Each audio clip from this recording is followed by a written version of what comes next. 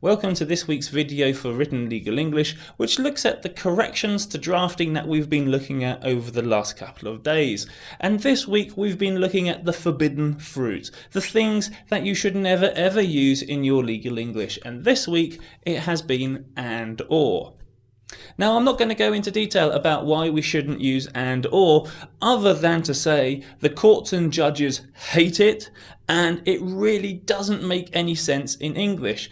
It might make sense in your mother tongue. For example, in Polish, it makes perfect logical sense. Unfortunately, in English, it does not at all, and the courts have interpreted it in every single which way, to the point where the judges can actually get quite angry if you use it in your writings and in your contracts. And I'll provide a link in the video description below for YouTube, or above if you're watching this on Facebook, where you can have a look at what some of the judges say about people when they use and or in their written documents, and some of those comments are not particularly nice.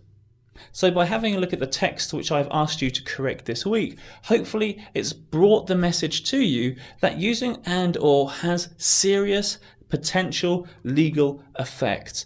If you write a document meaning one thing, or using and or to mean one thing, and I understand it to mean another thing, we have ambiguity. And if there's one thing that we want to avoid in legal writing, it is ambiguity. And hopefully if you have a look at my answers, which you'll also find in the link below if you're having a look at this on YouTube, or above if you're having a look at this on Facebook, you will see how we can interpret that same text in 2 or even 3 different ways just because we use and or.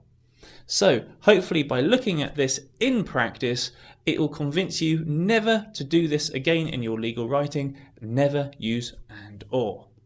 Okay, I'll see you again next week, where we have another look at another forbidden fruit of legal English.